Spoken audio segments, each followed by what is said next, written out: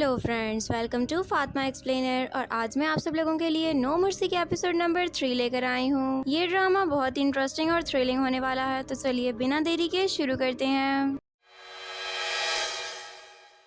Drama के starting में हम लोग मिस्टर किम को देखते हैं, जो कि अपने अड्डे पर बैठा हुआ था। उसके पास ही वहाँ पर एक आदमी नील डाउन करके बैठा होता है और वो कब से मिस्टर किम से माफी मांगे जा रहा था। इतने में वहाँ पर डायरेक्टर भी आ जाता है और डायरेक्टर उसके बाद मिस्टर किम से कहता है कि क्या हुआ, सब कुछ ठीक तो है ना। मिस्टर किम कहता है कि ये लोग कॉल सेंटर से भाग गए थे। सीओ को जो आदमी मैं देना चाहता था वो मैं नहीं दे सका और मुझे पता है कि उसको इस बारे में सब कुछ पता चल चुका होगा और कुछ ही देर में उसकी कॉल भी आती ही होगी। उधर सीओ को उसका असिस्टेंट सब कुछ बता देता है कि उसने जो लोग दिए थे उनमें से काफी सारे लोग तो भाग चुके हैं पैसे लेकर। ये सुनकर सीओ को बहुत ही गुस्सा आता है और वो कहता है कि मिस्टर किम कभी भी सही से काम नहीं कर सकता।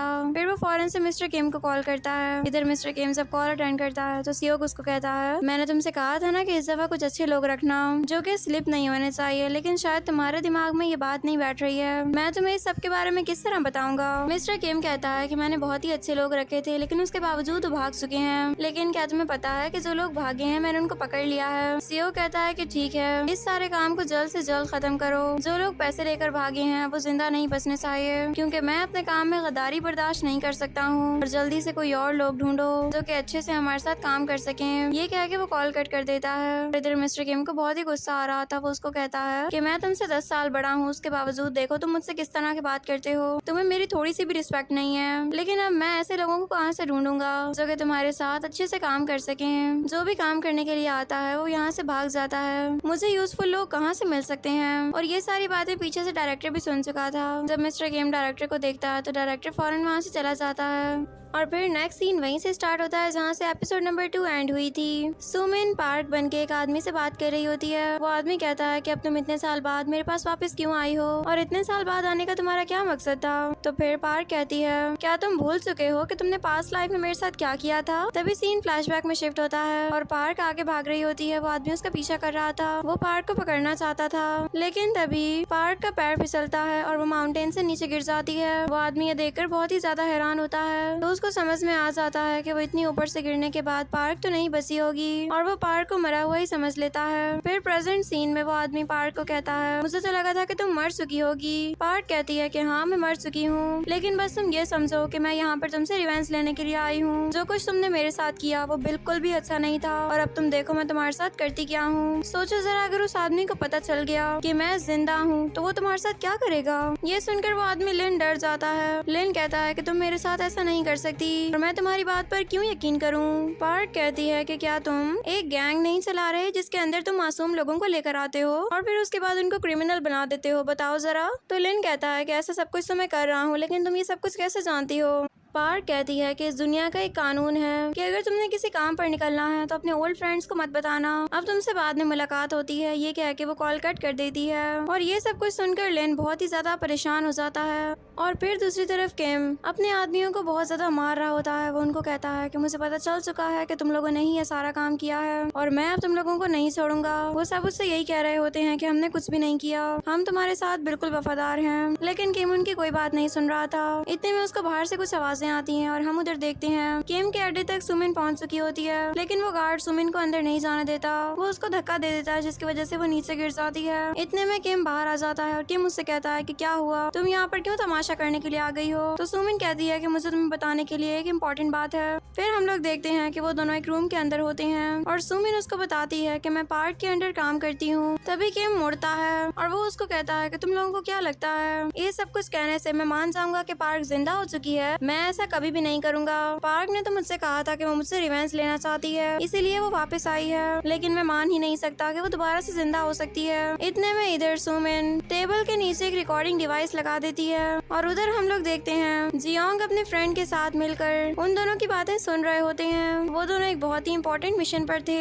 इधर किम कहता है कि वैसे अगर तुम उसके अंडर काम भी करती हो तो तुम मेरे पास क्यों आई हो, मुझे ये सब कुछ बताने से तुम्हारा क्या मतलब है। तो सुमिन कहती है कि जब मैं 5 साल की थी मेरे पेरेंट्स को पार्क ने मार डाला था और तब से मैं अकेले रहती हुई आई हूँ। मैं उससे बदला लेना चाहती हूँ। तो किम कहता है कि तुम ये चाहती हो कि मैं तुम्हारे साथ टीम अप कर लूँ। सुमिन कहती है कि हाँ, ऐसा करने में भी कोई मसला तो नहीं है, लेकिन मैं तुम्हें एक और बात बता दूं, तुम जिसके अंडर काम कर रहे हो ना, वो इंसान तुम्हारे पीछे चाइना में कुछ और लोगों को भी ढूंढ रहा है। उसको अब तुम पर भरोसा नहीं रहा। फिर सुमिन उसको एक पेपर दिखाती है। वो पेपर देखकर किम बहुत हैरान होता है। सुमिन कहती है कि डायरेक्टर भी उन लोगों के साथ मिला हुआ है। मुझे कोई मसला नहीं है, तुम इस सब के बारे में खुद से भी इन्वेस्टिगेट कर सकते हो। मैं बाहर तुम्हारा वेट कर रही हूँ। ये कह के वो बाहर निकल जाती है और उधर जियांग लोग कॉल को डायरेक्टर पर स्विच कर देते हैं, जिसकी वजह से वो लोग जो भी बोलेंगे सामने वाले को ऐसे लगेगा जैसे बाहर डायरेक्टर कर रहा है। तभी किम डायरेक्टर को कॉल करता है और कॉल जियांग अटेंड करता है। किम कहता है कि तुम आज फ्री हो, मैंने तुमसे मिलना था। तो डायरेक्टर कहता है कि नहीं, आज तो मैं फ्री नहीं हूँ, मेरा कुछ काम है, मैंने मीटिंग करनी है, हम लोग किसी और दिन डिनर रख लेते हैं ना। तो किम कहता है कि ठीक है, किसी और दिन रख लेंगे। ये कह के वो कॉल कट कर देता है और फिर जियांग पुलिस के नंबर से डायरेक्टर को कॉल करके ये बात बताता है कि हमें तुम लोगों के काले धंधे के बारे में पता चल चुका है और हम लोग तुम लोगों को कुछ ही देर में अरेस्ट करने के लिए आ रहे हैं। अच्छा होगा कि तुम लोग अपने आप को हमारे हवाले कर दो और भागने की कोशिश मत करना। फिर कॉल कट हो जाती है। उधर डायरेक्टर बहुत डर जाता है और वो अपना सारा सामान जल्दी जल्दी अपने बैग में डालने लगता है ताकि वो फौरन से कोरिया को छोड़कर भाग सके। और जियांग की सारी उसकी पिक्चर्स ले लेता है। वो ये पिक्चर्स किम को सेंड करता है और किम उन पिक्चर्स को देखकर कहता है कि तुम देखो, आज मैं तुम लोगों को जाने कैसे देता हूँ यहाँ से।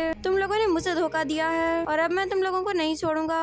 फिर उसके बाद जब डायरेक्टर जाता है एटीएम और वो अपने कार्ड स्वाइप करता है तो उसके सारे कार्ड्स फ्रीज हो चुके होते हैं। डायरेक्टर को समझ में आ चुका होता है कि वो पकड़ा जा चुका है और उधर सुमिन ये बात पूछती है कि मुझे भी बताओ आज उन लोगों के साथ क्या होने वाला है। तो ली कहता है कि ठीक है, चलो मैं तुम्हें बताता हूँ। तुम जानते हो कि आज एक पार्टी होगी जिसके अंदर किम फेक पंडित बनकर जाएगा। वहाँ पर वो सब लोग यही समझेंगे कि वो रियल है और वो सब लोग उसको बहुत सारे पैसे देंगे और बाद में वही पैसे किम अपने पास रख लेगा और कुछ अपने दोस्तों को दे देगा। उसके बाद वो सब लोग एक बोट में बैठेंगे। वो सब लोग बहुत खुश होंगे क्योंकि ये एक बहुत ही सेफ रास्ता है चाइना वापस जाने का। वो लोग बहुत खुश होंगे कि उन लोगों ने बहुत सारे पैसे कमा लिए हैं। फिर इतने में जियांग के पास उसके डैड की कॉल आती है। वो सुमिन से कहता है मैं तुमसे बाद में बात करूंगा। ये कह के वो फौरन वहाँ से उठ जाता है। बाहर आकर वो अपने डैड से बात करता है तो डैड उसको कहते हैं कि मैं चाहता हूँ कि तुम अपनी रियल पोजीशन पर वापस आ जाओ। जियांग कहता है कि डैड, अभी मैं ऐसा कुछ भी नहीं कर सकता क्योंकि मैं वैसे भी बहुत ही इंपॉर्टेंट काम कर रहा हूँ। डैड कहते हैं मैं जान चुका हूँ कि तुम कौन सा इंपॉर्टेंट काम कर रहे हो। अब मैं ये देखना चाहता हूँ कि तुम्हारे लिए मैं ज्यादा इंपॉर्टेंट हूँ या फिर वो लड़की। अब तुम्हारा टेस्ट शुरू होता है। ये कह के डैड कॉल कट कर देते हैं और जियांग ये सोच रहा होता है कि वो तो सुमिन से वादा कर चुका है कि वो उसकी मॉम और डैड को इंसाफ दिलवाएगा और उसकी मॉम को ढूंढने में उसकी हेल्प करेगा,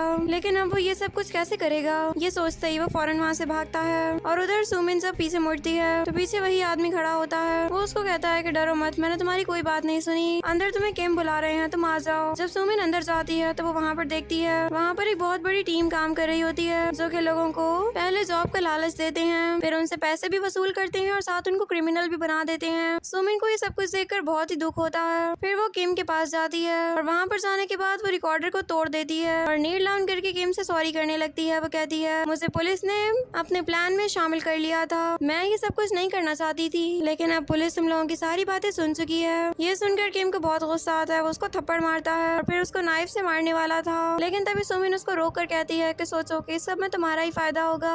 और उधर डायरेक्टर पहले बैंक वालों को कॉल करता है तो बैंक उसको बताता है कि अगर किसी ने आपके खिलाफ कोई रिपोर्ट की होगी तो तब आपके कार्ड्स खुद ब खुद ही फ्रीज हो जाएंगे और इसमें आप कुछ नहीं कर सकते जब तक वो इंसान रिपोर्ट वापस नहीं ले लेता। डायरेक्टर को ये सुनकर बहुत ही गुस्सा आता है। फिर वो अपनी कार फौरन वहाँ से भगा कर ले जाता है और दूसरी तरफ डायरेक्टर के अड्डे पर मिस्टर कैंग रेड कर देते हैं और उधर डायरेक्टर भी ये वीडियो देख लेता है तो वो फौरन से मिस्टर किम को कॉल करता है। मिस्टर किम को वो कहता है कि मैं पकड़ा जा चुका हूँ और मुझे एयरपोर्ट के जरिए फौरन यहाँ से भागना होगा। मिस्टर किम कहता है कि तुम अभी तक यहाँ पर बहुत मैस कर चुके हो, पहले उस सबको समेटो, तुम इस तरह यहाँ से नहीं जा सकते। डायरेक्टर कहता है कि इस तरह तो मैं फंस जाऊंगा, देखो प्लीज मेरे साथ ऐसा मत करो। लेकिन मिस्टर किम कहता है कि मैंने तुम्हारे साथ कुछ नहीं किया, तुमने जो कुछ किया है अपने साथ तुमने खुद किया है, अब उस सबका मजा चखो तुम अकेले बैठकर। ये कहकर वो कॉल कट कर देते हैं और फिर मिस्टर किम सुमिन को कहते हैं कि तुम्हारा प्लान बहुत ही अच्छा था। सुमिन कहती है कि अब आप पार्क तक आसानी से पहुंच जाएंगे और उसको आप कभी भी मार सकते हैं। तो फिर मिस्टर किम कहता है कि मैं तुम्हारी बात पर कैसे यकीन कर लूं? ये बताओ कि तुम्हें मुझसे क्या चाहिए? तो सुमिन कहती है कि ज्यादा कुछ नहीं, बस मैं ये चाहती हूँ कि जब तुम चाइना जाओ तो मुझे अपने साथ लेकर जाओ। तो मिस्टर किम मान जाता है।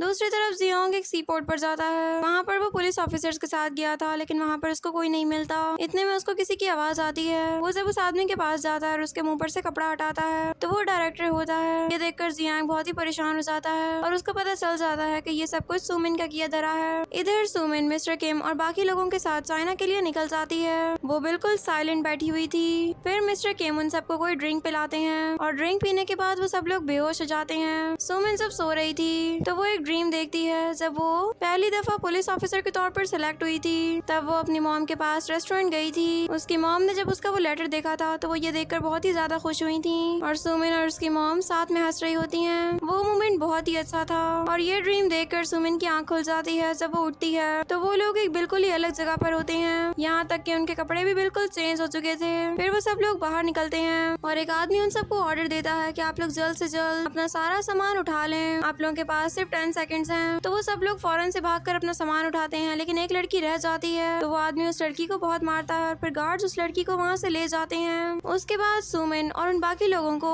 एक जगह पर ले जाया जा रहा होता है। वहाँ से गुजरते हुए सुमिन देखती है कि वो पूरी की पूरी एक टीम थी जो कि लोगों के साथ फ्रॉड भी करते हैं और उनके ट्रांसफर किए गए पैसे उन लोगों तक कभी भी नहीं पहुँच पाते। उसके बाद वो आदमी उन सब लोगों को काम समझाता है और फिर जब वो सब लोग काम स्टार्ट कर देते हैं तो सुमिन तभी अपना काम कर रही थी। वो पुरानी फाइल्स को चेक कर रही होती है और फिर उसके बाद वो सॉन्ग का नंबर मिलाती है। वो सॉन्ग के साथ ऐसे बात कर रही थी जैसे वो किसी वेलफेयर से बात कर रही हो। सॉन्ग पहले तो काफी देर तक सुमिन की बात सुनती रहती है। उसके बाद वो कहती है कि वेट, मुझे पता चल रहा है कि तुम सुमिन हो, तुम किधर हो और तुम मुझे इस नंबर से क्यों कॉल्स कर रही हो। ये सुनकर सुमिन को बहुत गुस्सा आ जाता है और वो देखती है कि वो आदमी भी काफी देर से उसी को ही देख रहा था। तो वो फौरन से गुस्से में सॉन्ग को कहती है कि मैंने कहा ना कि मैं एक वेलफेयर कंपनी से बात कर रही हूँ, आपको शायद कोई गलत फहमी हो गई है। ये कह के वो कॉल कट कर देती है। फिर उसके बाद वो आदमी सबका काम चेक करता है और सुमिन जिस तरीके से काम कर रही होती है वो अंदाज उसको बहुत ही अच्छा लग जाता है। फिर वो सबके सामने सुमिन की तारीफ करता है और सब लोग उसके लिए क्लैपिंग भी करते हैं। इतने में वहाँ पर एक और आदमी आता है और वो सुमिन से उसका नाम पूछता है। तो वो उसको कहती है कि मेरा नाम चैंग्यू है। वो आदमी कहता है कि तुम्हें हमारे बॉस बुला रहे हैं। जब चैंग्यू उसके पीछे जाने लगती है तो एक आदमी उसको इंजेक्शन चुबा देता है जिसकी वजह से वो बेहोश हो जाती है। सुमिन के साथ क्या होने वाला है ये तो हमें आगे चलकर ही पता चलेगा। उसके बाद एक कार रुकती है और 2 गार्ड सुमिन को उसके अंदर से निकाल कर ले आते हैं। हम देखते हैं कि आज सुमिन की मुलाकात सियोग से हो जाती है। सियोग उसको देखकर कहता है कि मुझे तुम जैसे टैलेंटेड लोग चाहिए थे और देखो वो अब मुझे मिल चुके हैं। सुमिन जब सियोग की आवाज सुनती है तो उसको याद आता है कि ये आवाज तो सेम टू सेम उस जैसी है जो कि उस आदमी की थी जिसने मेरी मॉम को हिट किया था और उसके बाद वो उसको किडनैप करके ले गया था। सुमिन तभी सियोग का कॉलर पकड़ लेती है और एक नाइफ उठाकर सियोग को दे मारती है और इसी सीन पर एपिसोड नंबर 3 की एंडिंग हो जाती है। तो दोस्तों अब सोचने की बात ये है कि आगे क्या होने वाला है। क्या सुमिन ने सच में सियोग के ऊपर अटैक किया है और क्या जियोंग सुमिन तक पहुंच पाएगा। सुमिन जो अपना मिशन कंप्लीट करना चाहती है क्या वो उसको कंप्लीट कर पाएगी और सुमिन चाइना आने का प्लान क्यों बना चुकी थी, वो यहाँ पर आकर क्या चीज ढूंढना चाहती थी और वो अपनी मॉम को वापस कैसे ढूंढेगी। इन सारे सवालों को जानने के लिए आपको एपिसोड नंबर 4 जरूर देखना पड़ेगा। तो दोस्तों कैसी लगी आपको मेरी आज की एक्सप्लेनेशन मुझे कमेंट सेक्शन में जरूर बताइएगा।